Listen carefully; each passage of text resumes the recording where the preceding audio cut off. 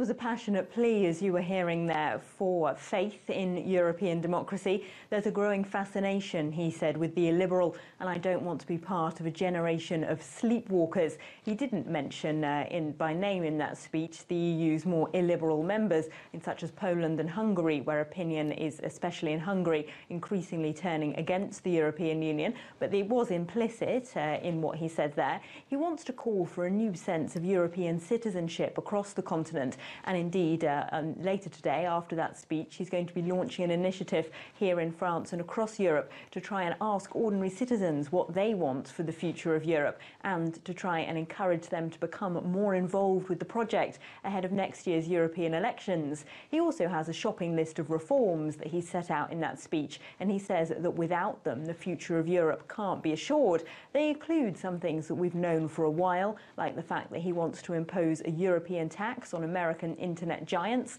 like Google and Amazon and have that money go straight into EU coffers, and also that he wants to create a separate dedicated budget for the Eurozone to try and bail out countries in the case of a repeat of the Greek crisis. And we also had some new policy ideas from Macron today that we haven't heard so much about before, like the idea of creating a special EU fund to reward communities that integrate refugees. And the French president is currently trying to push through economic reforms in his own country, which is facing a lot of criticism and pushback among French citizens. And now he's set out this reform agenda for the EU. So I'm wondering, how likely is it that he's going to be able to push these reforms forward?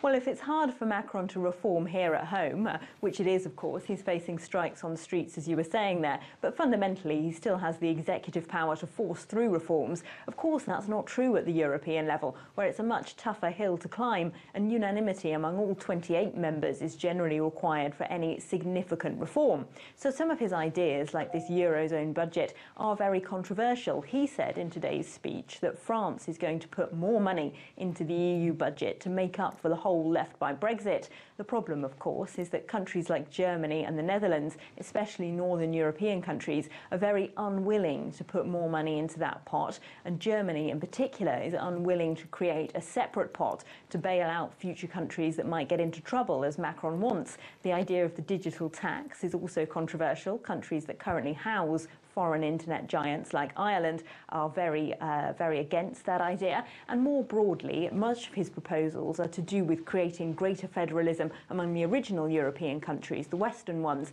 and they are controversial in Eastern Europe, where a number of governments aren't keen on going ahead with more federalism, but also they don't want to be left behind by what they call a two-speed Europe.